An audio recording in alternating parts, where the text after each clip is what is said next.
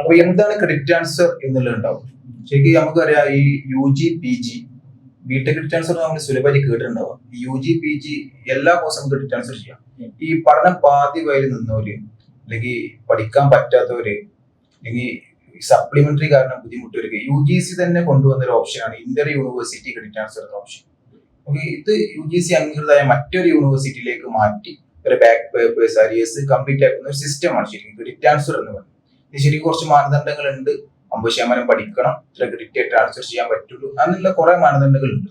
ഒരു പരാജയപ്പെട്ട ഒരു പേപ്പർ അത് തിരിച്ചെടുക്കാൻ മറ്റൊരു യൂണിവേഴ്സിറ്റിയിലേക്ക് മാറാം. എങ്ങനെയാണ് അതിന്റെ സിസ്റ്റം എന്ന് പറഞ്ഞൊന്നുമില്ല. അത് കുട്ടികളെ മാർക്ക് ഷീറ്റ് കളക്ട് ചെയ്തിട്ട് ഈ മാർക്ക് ഷീറ്റ് നമ്മൾ ക്രെഡിറ്റ് വാല്യുവേഷൻ ചെയ്യും.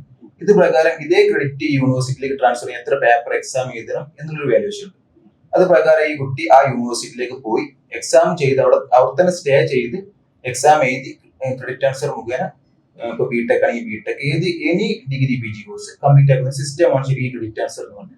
ഇതിലിപ്പം ഒരു സ്റ്റുഡന്റ് ഒക്കെ പഠിക്കുകയാണെങ്കിൽ ആ കുട്ടിക്ക് ഇത്ര പേപ്പർ കംപ്ലീറ്റ് ആക്കണം, അല്ലെങ്കിൽ അങ്ങനെ എന്തെങ്കിലും മാനദണ്ഡമുണ്ടോ? അല്ലെങ്കിൽ ഒരു കുട്ടി ഇത്ര കംപ്ലീറ്റ് ആയ കുട്ടികൾക്ക് പറ്റുള്ളൂ, അങ്ങനെ മിനിമം കുട്ടി 50% കോഴ്സ് കംപ്ലീറ്റ് ആക്കണം. ഏതൊരു ബിടെക് ആണെങ്കിൽ 4 വർഷ പ്രോഗ്രാം ആണല്ലോ, ബിടെക് ആണെങ്കിൽ 2 വർഷം മിനിമം 50% കംപ്ലീറ്റ് ആക്കിയിരിക്കണം.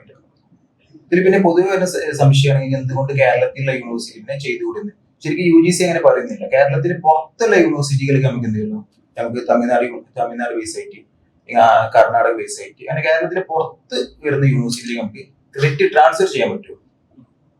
ഇൻട്രസ്റ്റേറ്റ് ഇതിലിപ്പോ ഒരു കുട്ടീന്റെ ക്രെഡിറ്റ് ട്രാൻസ്ഫറിൽ വേണ്ട കാര്യങ്ങൾ എങ്ങനെ? ഒരു കുട്ടി ഇപ്പൊ ഒരു ക്രെഡിറ്റ് ട്രാൻസ്ഫർ ചെയ്യുകയാണെങ്കിൽ എന്തൊക്കെയാണ് ചെയ്യേണ്ടത്?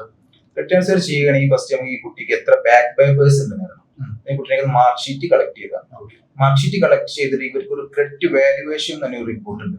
ഇത് പ്രകാരമാണ് കുട്ടി എത്ര പേപ്പർ എഴുതണം എന്നുള്ളത് യൂണിവേഴ്സിറ്റിയാണ് തീരുമാനിക്കുക. കുട്ടി പരീക്ഷ 2 പേപ്പർ പോയിട്ടുള്ളൂ, ഇത് മാത്രം എഴുതിയാൽ പോരുന്നു.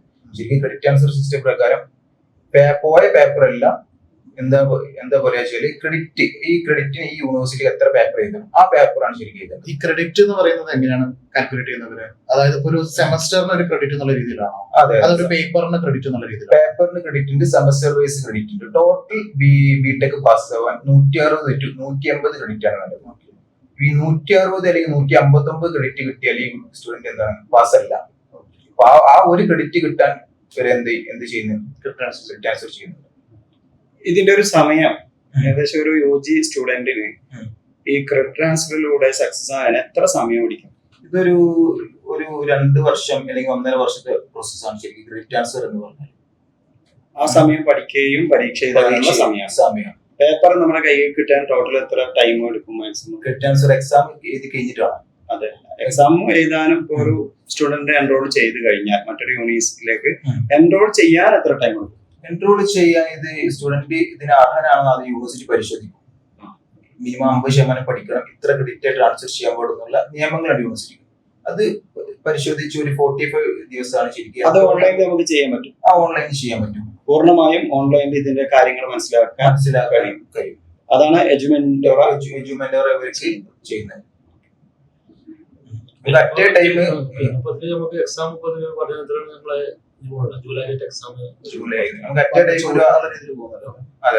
ഇനിയിപ്പം ഈ കുട്ടികൾ ഇപ്പം എങ്ങനെയാണ് അവരുടെ പരീക്ഷയുടെ രീതി എങ്ങനെയാണ് വരുന്നത്? അതുപോലെ എപ്പോഴാണ് അവർക്ക് പരീക്ഷയും കാര്യങ്ങളൊക്കെ ഉണ്ടാവുക? ഇപ്പൊ നമുക്ക് പരീക്ഷ വരുന്നത് ജൂലൈയിലാണ് പരീക്ഷ വരുന്നത്. ഓക്കെ, ഡയറക്റ്റ് സ്റ്റുഡന്റ് എന്തായാലും മസ്റ്റ് ആയിട്ട് യൂണിവേഴ്സിറ്റി പോയിട്ട് ചെയ്താണ്. നമുക്കറിയാം കുറെ സെന്റേഴ്സ് ഓൺലൈൻ എക്സാം, ഞാൻ ചിരിച്ചു പോയി, ഓൺലൈൻ എക്സാമിലൂടെ ക്രെഡിറ്റ് ട്രാൻസ്ഫർ പാസ്സാക്കും. പക്ഷേ UGC അങ്ങനെ സംഭവം പറഞ്ഞില്ല. ഇത് ഏതോ തട്ടിക്കൂട്ടി ഇപ്പൊ നമുക്കറിയാം ഒരു നോട്ട് അടിക്കുന്നതിനേക്കാൾ ലാഭമാണ് സർട്ടിഫിക്കറ്റ് അടിക്കുന്നത്. സർട്ടിഫിക്കറ്റ് പ്രിന്റ് ചെയ്ത് കൊടുക്കുന്ന കുറെ ഏജൻസീസ് ഉണ്ട്. ഇവിടെയാണ് ശരിക്കും നമ്മുടെ എജുമെന്റർ ഇതിലൊരു എന്താ പറയാ കുട്ടികളെ ബോധവൽക്കരണം കൂടി നമ്മൾ ചെയ്യുന്നത്. കുറെ കുട്ടികൾക്ക് ഇത് ശരിക്കും മാതാപിതാക്കളാണ് ഇത് പെട്ടുപോകുന്നത്. കാരണം മാതാപിതാക്കൾ ആഗ്രഹം എന്റെ മോൻ അല്ലെങ്കിൽ എന്റെ മോള് ഒരു ബിടെക് പാസ്സാവണം അല്ലെങ്കിൽ ഒരു ഡിഗ്രി പാസ്സായി കിട്ടണം. അത് കുറെ മാതാപിതാക്കൾ എന്ത് ചെയ്യും, ഓൺലൈനായിട്ട് ചെയ്യുന്നവന് കുറെ ആൾക്കാർ പറ്റിക്കപ്പെടുന്നുണ്ട്. അപ്പൊ ഇവിടെയാണ് എജുമെന്റർ കറക്റ്റ് സ്റ്റുഡന്റ് യൂണിവേഴ്സിറ്റിയിൽ പോയിട്ട് എക്സാം ചെയ്യണം. ഇതിന്റെ അംഗീകാരങ്ങളും എല്ലാം പെർഫെക്റ്റ് ആയിട്ടാണ് നമ്മൾ ചെയ്തു കാര്യങ്ങളൊന്നും വിശദീകരിക്കും. അത് ക്രെഡിറ്റ് ട്രാൻസ്ഫർ ചെയ്യുന്നെങ്കിൽ യൂണിവേഴ്സിറ്റി UGC അപ്രൂവ്ഡ് യൂണിവേഴ്സിറ്റിയിൽ ചെയ്യാൻ പറ്റും. പിന്നെ ഡയറക്റ്റ് സ്റ്റുഡന്റ് ഇത് റെഗുലർ പ്രോഗ്രാം ആണ്. എങ്ങനെ ഓൺലൈനായിട്ട് എക്സാം ചെയ്താൽ മനസ്സിലാക്കാൻ നോക്കും.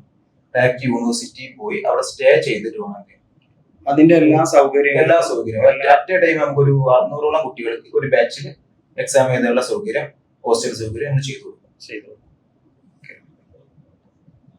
ഇത്തരം കാര്യങ്ങളൊക്കെ ഇതിൽ കൂടുതൽ എന്തെങ്കിലും മറ്റുള്ള സാധ്യതകളോ സംശയം ഇത് കൂടുതൽ വിവരങ്ങൾ അന്വേഷിക്കണമെങ്കിൽ ഓരോ സ്റ്റുഡന്റിനും നമ്മളെ കോൺടാക്ട് ചെയ്യാം അല്ലെ? കോൺടാക്ട് ചെയ്യാം, മെന്റോറ കോൺടാക്ട് ചെയ്യാം. കാലിക്കറ്റ് ഓഫീസ് അല്ലെങ്കിൽ മറ്റു ഓഫീസുകളുമായി ബന്ധപ്പെട്ട്.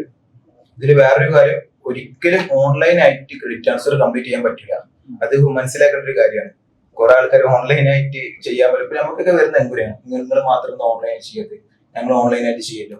ഇതെന്ന് പറഞ്ഞാൽ സർട്ടിഫിക്കറ്റ് പ്രിന്റ് ചെയ്ത് കൊടുക്കാൻ ആർക്കും പറ്റും. ഒരു പ്രിന്ററും എ4 ഷീറ്റും ഇങ്ങനെ ആർക്കും ചെയ്യാൻ പറ്റുന്ന പരിപാടിയാണ്. യൂണിവേഴ്സിറ്റി വാല്യൂ ആയ സാധനം കിട്ടണമെന്നുണ്ടെങ്കിൽ ഓൺലൈനായിട്ടല്ല, ഓഫ്ലൈൻ ആയിട്ട് പോയി എക്സാം എഴുതി യൂണിവേഴ്സിറ്റിയിൽ സ്റ്റേ ചെയ്ത് യൂണിവേഴ്സിറ്റി പറഞ്ഞ ദിവസം യുജിസിന്റെ ഒരു മാനദണ്ഡമുണ്ട്. ആ മാനദണ്ഡം പാലിച്ചുകൊണ്ട് ഒരു രീതിയിൽ ചെയ്യാന്നുള്ളതാണ് ഇതുകൊണ്ടുള്ള നമ്മൾ ചെയ്യാൻ ഉദ്ദേശിക്കുന്ന ഒരു ലക്ഷ്യം.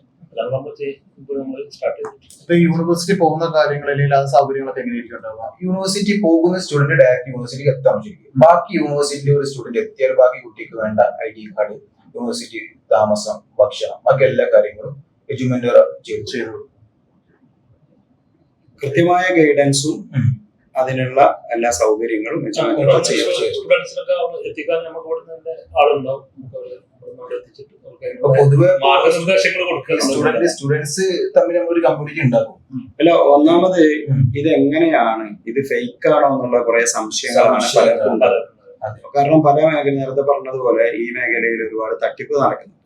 അപ്പൊ ഇത് കൃത്യമായി കുട്ടികളെ മനസ്സിലാക്കി കൊടുക്കുകയും അത് ബോധിപ്പിച്ചതിന് ശേഷം കാര്യങ്ങൾ അതിന്റെ ഒരു പ്രോപ്പർ ആയിട്ട് കുട്ടികൾ ഡയറക്റ്റ് യൂണിവേഴ്സിറ്റി പോയി പരീക്ഷ എഴുതുമ്പോൾ തന്നെ അവർക്കും ഒരു വിശ്വാസം.